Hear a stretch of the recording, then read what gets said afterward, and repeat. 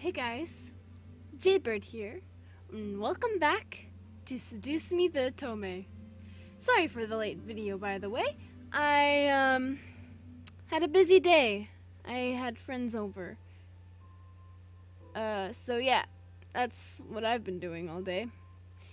But yeah, without any further ado, let's get right back to where I left off last time. Oh yeah. I refocused my attention to Miss Phillips, who was walking down the hall towards me. Is everything all right, girls? No! Nothing we couldn't handle, Mrs. P. Just a bunch of snobs. Just a bunch of snobs! Suzu, hush! It was nothing, Mrs. Phillips. Hush! I see. Well, Miss Anderson, please accept my condolences for your loss. I don't feel like it. Thank you, Miss Phillips. Your grandfather was a good man. He really upheld the philanthropy of his company's policies, and the money that went towards charity, too. I know. He was amazing. I really looked up to him, and I want to be as good as he was. Well, I know that you'll be as great as your grandfather. Hell yeah, she will. She'll be 10 times better than her grandfather. Would I? Would I really be better than my grandfather? Everyone seemed to have high expectations for me. I wanted to do my best to make my family proud, but to be better than my grandfather? I wasn't sure about that. From outside the school window, I saw a familiar blue car pull up to the curb. Undoubtedly, it was my father in the driver's seat. Uh-oh. My ride's here. Well, I guess I'll see you both tomorrow. Want us to come with you? No. Oh, no, it's okay. I'll be fine. See ya. It's so weird that the backgrounds are so big and the characters are so small. It looks like they're in a giant car and they're little people. Hey, Dad. Hey, honey.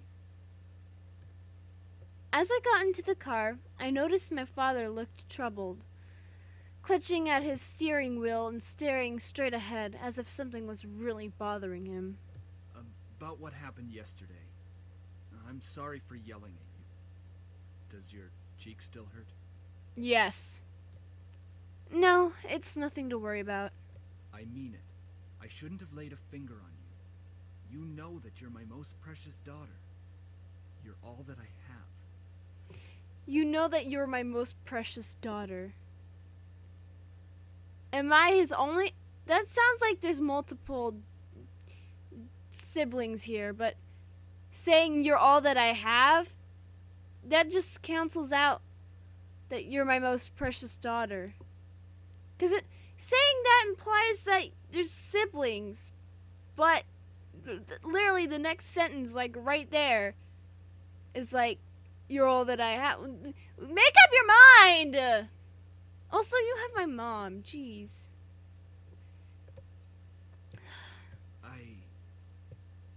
You.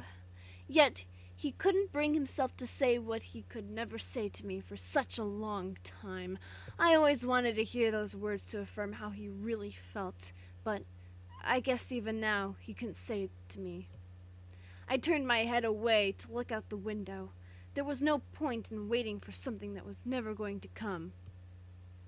And, like that, he started to drive, and the conversation between us ended. I decided to focus my attention on the passing scenery. We were taking the usual route to grandfather's house.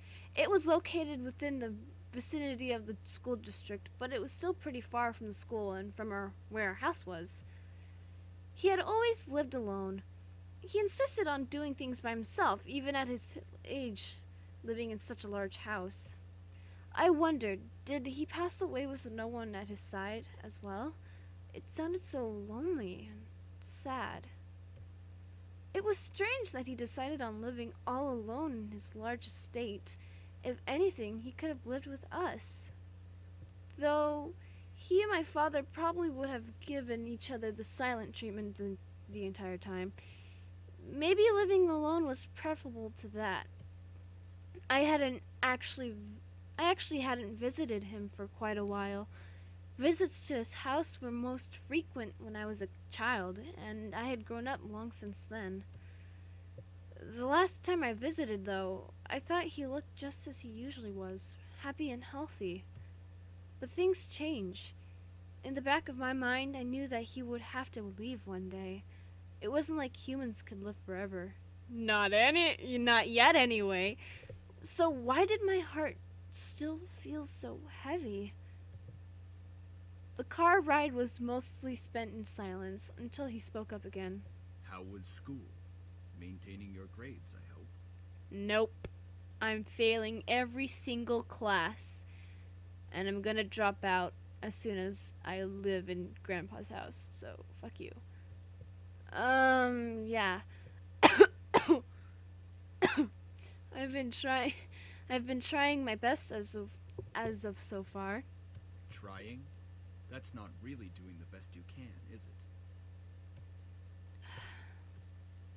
With my father, only some words I said were filtered through his ears. It was difficult to keep up a conversation without eventually talking about academics or my future, even if it was something loosely based on it. He always found a way to integrate it whenever we talked. Anyway, your belongings are in the trunk. There isn't a lot, so I'm sure you can manage bringing them inside the house. After all, you are on the road to being independent now. I'm an independent woman. Yes, I can manage on my own. The usual silence resumed between us. I really wasn't sure what to say around him, especially when most of the time we didn't share the same opinions. One question did linger in my mind, though.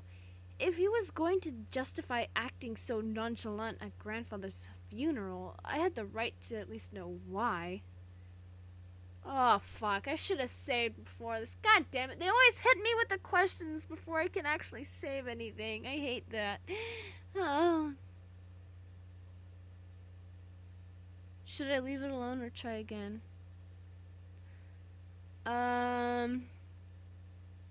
Well, if I gotta know, I gotta know.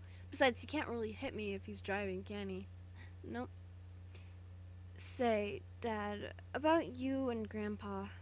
We are not talking about this. God damn it. I feel like we should. I feel like we should be. Because Grandpa did leave us yesterday, so... I wouldn't care if he had left even long before that. I do not want to hear it, and that is the end of this conversation.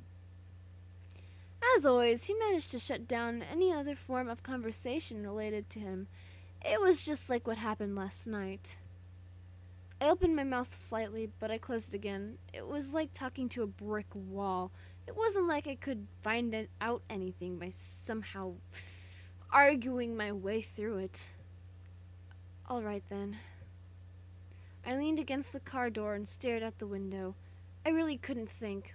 What would this place be like?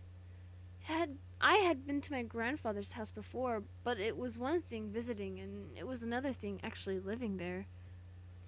How would I manage living on my own without any training to really care for a house?